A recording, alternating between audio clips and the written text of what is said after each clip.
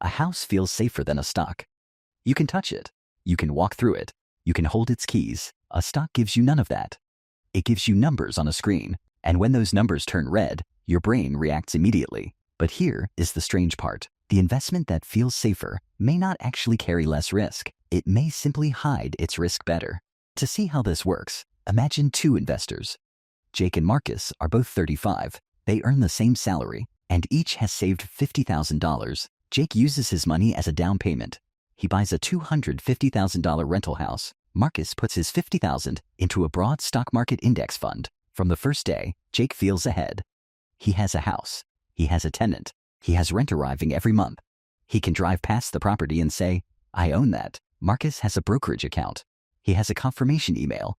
He owns small pieces of thousands of companies, but he cannot point to them from his car. This difference matters more than people realize. Our brains trust what feels concrete. Psychologists call this the concreteness effect. A physical house feels understandable. It has walls, windows, land, and an address. A stock fund feels abstract. You cannot touch diversification.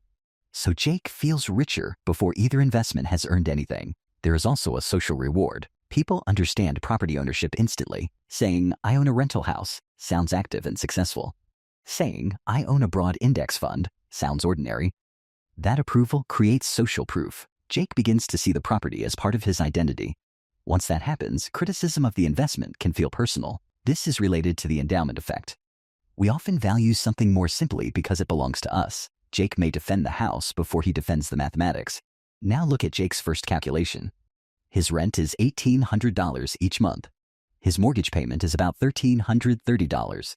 He subtracts the mortgage from the rent. The result looks like $470, but the calculation stopped too early. Then, money begins leaking through several invisible pipes. Property taxes take about $250. Insurance takes around $125. A maintenance reserve takes about $200. A vacancy reserve takes another $150. Suddenly, the $470 disappears. The rent was visible. The future costs were not. This is where present bias enters. Our brains give more weight to rewards arriving now. A rent payment today feels real. A roof replacement 5 years from now feels distant. But financially, both belong to the same property.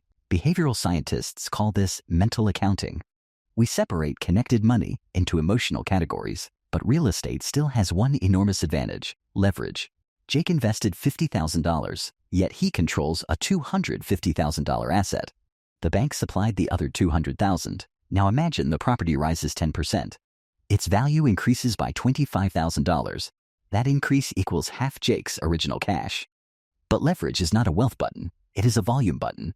Now reverse the example. If the house falls 10%, Jake loses $25,000 on paper.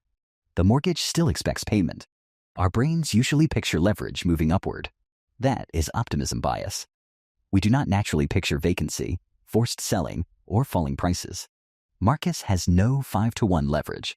His $50,000 controls $50,000. But it also means his investment carries no $200,000 mortgage. Instead, Marcus adds $300 every month. Assume his portfolio averages 8% annually. After 10 years, his account may reach roughly $166,000. He contributed about $86,000 in total. Now return to Jake. Assume his property rises 3% each year. After 10 years, it may be worth roughly $336,000. His remaining mortgage may be around $172,000. That leaves about $164,000 in equity. Marcus has about $166,000. Jake has about $164,000 in property equity. But their experiences were completely different. Jake managed tenants, repairs, debt, and one concentrated property. Marcus watched markets rise and collapse through a glowing screen. Stocks display their volatility. Real estate hides its volatility. Marcus can watch his portfolio fall every minute. Suppose his account drops from $150,000 to $112,000. The loss appears instantly. His brain receives repeated danger signals. Researchers call this myopic loss aversion.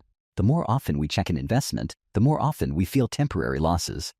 Jake receives no daily property price. Nobody sends him a notification saying his house fell 4% today. The building looks exactly the same. But calm pricing does not mean calm economics. A roof can cost $8,000. 2 vacant months can erase several months of profit. Jake's risk knocks on the door. Marcus's risk flashes on the screen. Only one is constantly visible. Now imagine both men suddenly need $20,000. Marcus can sell part of his portfolio. He may owe taxes. He may sell during a bad market, but he can usually convert part of the asset into cash quickly. Jake cannot sell $20,000 worth of the kitchen. He may need to refinance, or he may need to sell the entire property. This is liquidity. Liquidity is not how wealthy you look. It is how quickly your wealth can help you. Before an emergency, liquidity feels boring. During an emergency, it feels like safety. Now let us stress test both investors. Jake faces 2 empty months. Then the heating system fails. The repair costs $7,000. Marcus faces a 25% market crash. Jake feels stress through bills and phone calls. Marcus feels stress through visible losses. Jake may say, "At least I still own the house."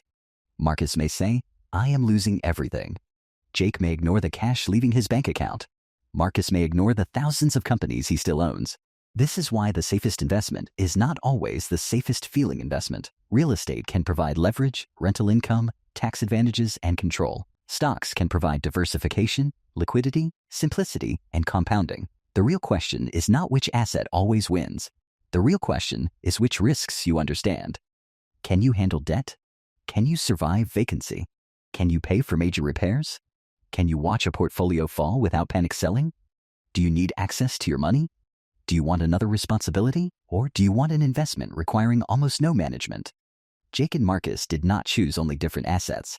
They chose different emotional lives. Jake chose visible ownership and hidden volatility. Marcus chose invisible ownership and visible volatility. That is the investor trap. We often confuse comfort with safety. We confuse activity with progress. We confuse something physical with something secure. And we confuse a quiet price with low risk. The correct calculation must include everything: returns, debt, time, stress, liquidity, leverage, concentration, and your own behavior when fear arrives. Because an investment does not fail only when the numbers collapse. Sometimes it fails when your psychology cannot survive the journey. But this trap is nothing compared with what happens when investors believe waiting always protects them.